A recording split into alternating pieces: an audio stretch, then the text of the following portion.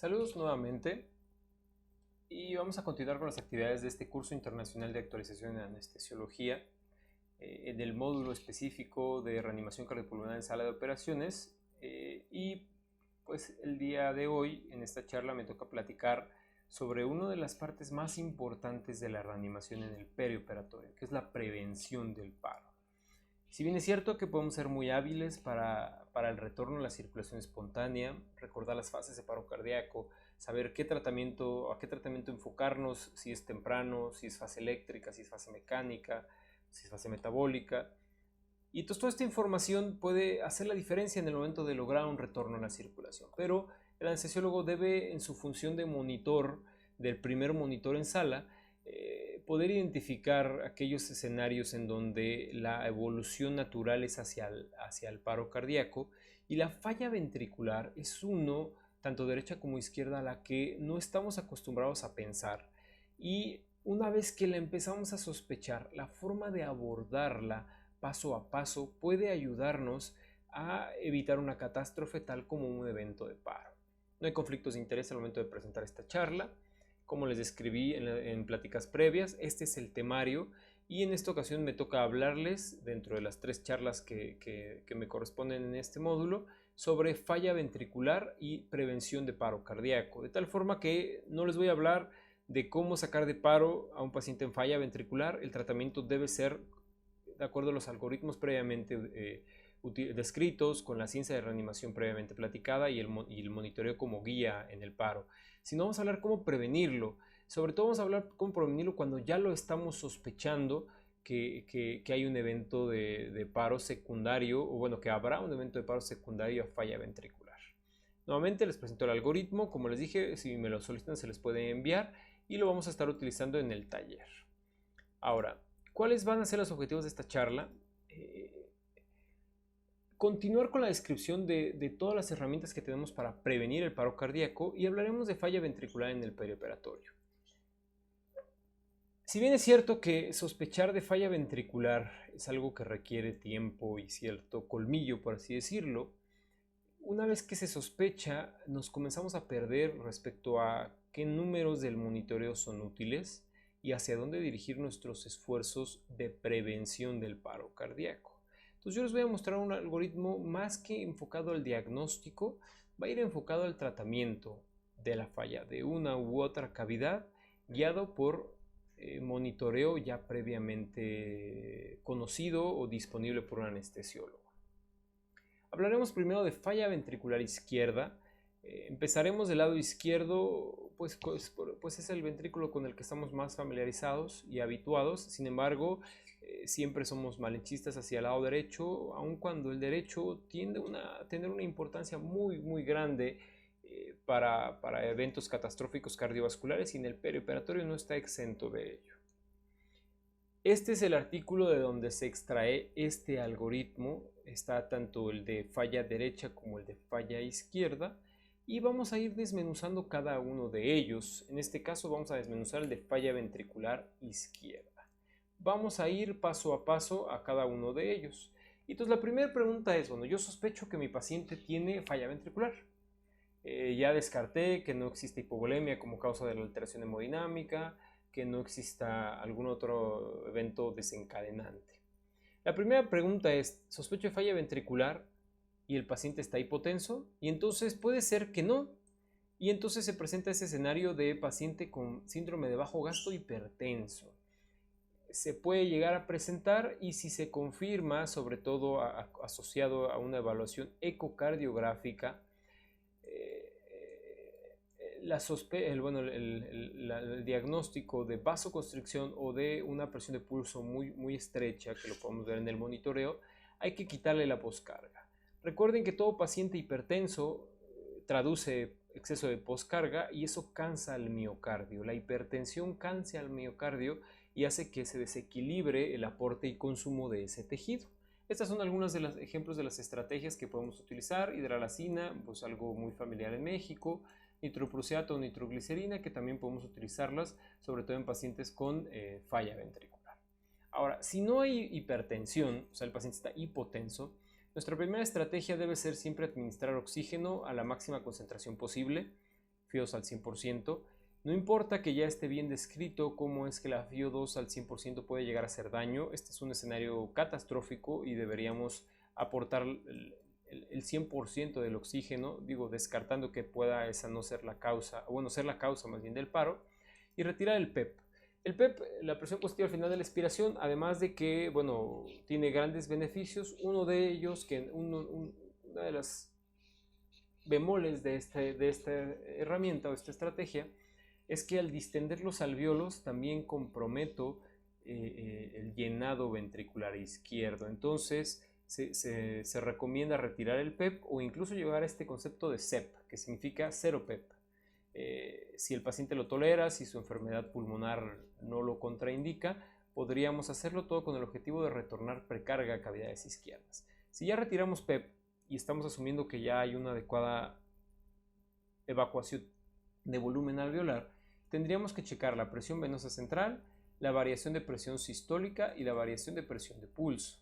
Si tenemos una PVC baja con una gran variación, sospechamos que lo que está desencadenando o lo que está en concomitante con o precipitante a esta falla ventricular puede ser volumen, y solamente hay que preguntarnos si tenemos hematocrito meta. Si no lo tenemos, hay que transfundir paquetes globulares, y si tenemos hematocrito meta, entonces solamente hay que colocar un expansor de plasma. Puede ser lo que ustedes prefieran, quieran o tengan disponible, pero hay que exponer el espacio intravascular. Si de manera contraria la presión venosa central está muy elevada y la relación entre la presión arterial, la variabilidad de presión de pulso y la variabilidad de presión sistólica se encuentran muy elevadas, entonces hay que descartar la posibilidad de un taponamiento cardíaco o un neumotórax a tensión. Si esto ya se descartó o cursamos con escenarios como una PVC elevada pero una variabilidad bajita, entonces podemos entender que es un paciente que está adecuadamente lleno pero con una mala función ventricular, sobre todo por la correlación de estos dos parámetros. Cuando así pasa, entonces debemos sospechar de una mala contractilidad con adecuada precarga y entonces iniciar algún inotrópico, el que ustedes tengan disponibles, con el que más cómodos se sientan para trabajar.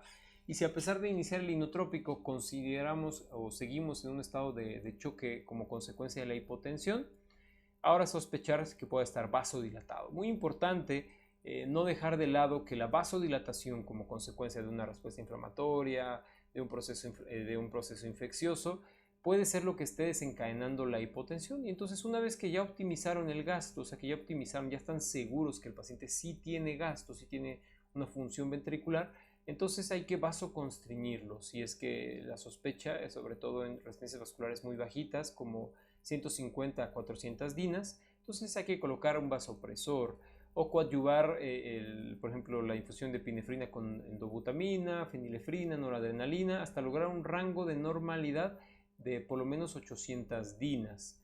Si ya optimizamos esto y aún así persiste con un estado de hipotensión, entonces sospechar de disfunción diastólica, ahí sí habría que hacer una evaluación ecocardiográfica, y si cuenta con disfunción diastólica, ofrecer un lucitrópico. Aquí se propone milrinona, aunque sabemos que hay otras opciones como levosimendan. Si no evidenciamos disfunción diastólica o al evidenciarla e iniciar milrinona el paciente sigue en estado hipotensivo, es muy probable que ya no quede otra estrategia farmacológica para utilizar y deberíamos comenzar con un soporte circulatorio como un balón intraórtico de contrapulsación, o en el mejor de los escenarios iniciar con soporte circulatorio tipo ECMO o soporte ventricular tipo LVAD, que son dispositivos de asistencia ventricular izquierda. Y entonces esta es la sucesión lógica que debemos tener ante un paciente inestable, hipotenso, en el cual ya descartamos otras etiologías como hipovolemia o pura de vasodilatación asociada al fármaco anestésico, y empezamos a encontrar la causa de la hipotensión enfocado a disfunción ventricular. Ahora vamos a pasarnos al otro lado, al lado derecho. Y entonces, cuando sospechamos que el paciente está cursando con un cuadro de inestabilidad hemodinámica por falla ventricular derecha que puede desembocar en un paro cardíaco, la primera pregunta es si está hipotenso. Debemos descartar de manera temprana taponamiento, neumotórax a tensión, fenómenos de autoPEP, pues habría que retirar el PEP, o incluso síndrome compartimental. Habrá que administrar oxígeno y retirar el PEP si consideramos que este sea el factor que puede estar limitando la precarga de las cavidades izquierdas, Y entonces nos preguntamos, ¿el paciente está hipovolémico y responde a volumen? Y entonces viene la pregunta, ¿está con el hematocrito menor, con la presión venosa central menor a 12 o 16? Y fíjense cómo aquí subimos la cifra a 16, ya que las cavidades derechas tienden a incrementar un poco más el volumen o la presión que traduce el volumen que manejan, sin ser tan anormal. Y entonces, similar al algoritmo anterior, si encontramos presiones de llenado bajas, y con hematocrito fuera de meta, habrá que transfundir, y si está hematocrito dentro de meta, entonces habrá que colocar un expansor de plasma. En escenarios en los que al medir la presión venosa central encontramos más de 20, o la saturación venosa central o la mixta se encuentra debajo del 65%, entonces empezamos a sospechar que existe un choque hipotensivo y puede estar relacionado a falla ventricular. Lo evaluamos por ecocardiografía, y si hay una disminución en la contractilidad podemos agregar epinefrina o dobutamina. Si a pesar de ello persiste en estado de choque, analizar si puede haber una disminución en el estado de perfusión coronaria, tal vez alguna lesión pequeña que se desequilibró por los cambios hemodinámicos. Iniciaremos algún vasopresor para optimizar la presión de perfusión coronaria. Si a pesar de agregar inotrópico y un vasopresor para optimizar la presión de perfusión coronaria no logramos meta, tenemos la opción de colocar un balón intraórtico de contrapulsación y evaluar o reevaluar si persiste con hipotensión. Si es así, entonces deberemos sospechar que la causa del fracaso a esta parte del algoritmo o al borde inferior izquierdo pueda tener que ver con incremento en las resistencias vasculares pulmonares. Si es así, entonces habrá que cambiar algunos de los fármacos y enfocarnos a aquellos que causan vasodilatación pulmonar o tienen efectos sistémicos sin compromiso pulmonar, como la vasopresina. Si aún con el esfuerzo de todos estos fármacos no logramos mantener la estabilidad o corregir la inestabilidad, evaluar la posibilidad de un soporte circulatorio tipo ECMO o un soporte ventricular tipo dispositivo de asistencia ventricular derecha, como es el LVAD. Bueno, este es ERVAD, pero por ventrículo derecho. Y entonces estos son los dos algoritmos que decidimos repasar durante este congreso, durante este curso, para tomar en consideración que no todas las hipotensiones son por los anestésicos, no todas son por hipovolemia, y en muchas ocasiones tienen que ver con función ventricular, pero la terminamos pasando de alto. Y entonces, en conclusión, ante escenarios de hipotensión, debemos descartar las causas habituales como hipovolemia o la vasodilatación propia de los anestésicos.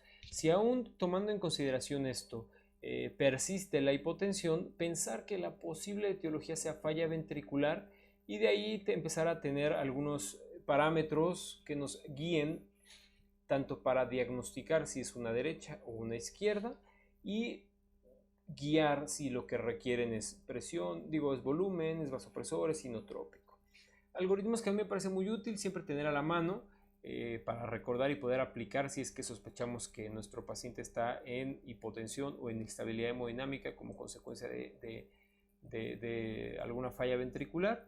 Y la falla en el diagnóstico, en la consideración de que se puede tener un paro cardíaco como consecuencia de falla ventricular, hace que describamos, es que puse volumen, puse vasopresor y nunca respondió, cayó en paro y se murió. Bueno, tal vez en esa historia ahora vamos a tratar de pensar que puede ser que ese paciente tenía otro problema y que ese problema era falla ventricular y necesitaba seguir tal vez o cualquier otro algoritmo de atención de la falla ventricular izquierda o derecha para evitar la defunción o el paro cardíaco como consecuencia de esto. Entonces, con esto damos por concluido esta charla. El algoritmo, si bien es cierto, parece muy sencillo, aborda todos los puntos relevantes, y les hago yo la invitación a que lo puedan revisar, así como aplicarlo en alguno de los pacientes en el día a día, todo con el énfasis de prevenir eventos catastróficos como un paro cardíaco. Les agradezco mucho por su tiempo. Aquí dejo nuevamente mi correo, pueden hacer contacto conmigo, yo puedo enviarles los algoritmos, el artículo, o incluso resolver alguna duda adicional que no se haya abordado durante las pláticas. Muchas gracias y que tengan buen día.